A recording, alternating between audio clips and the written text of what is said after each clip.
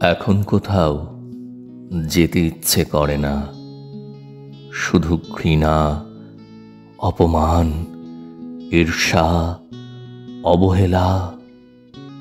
কার কাছে যাব?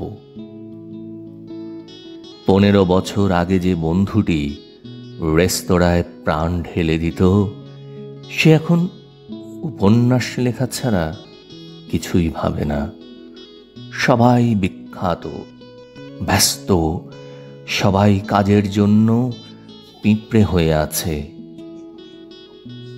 এখন কোথাও যেতে ইচ্ছে করে না, কিন্তু যেই বাসের দোতলা থেকে দেখি ঝলমলে পোশাক পরে তরুণ তরুণী হেঁটে যায়, শুধুই হাসি, হই হই, চোখে চোখে বিদ্যুৎ ঘনানো আলোড়ন, যেন দুই পাহাড়ের মাঝে চঞ্চল নদীর জল দৌড়ে চলে যায়।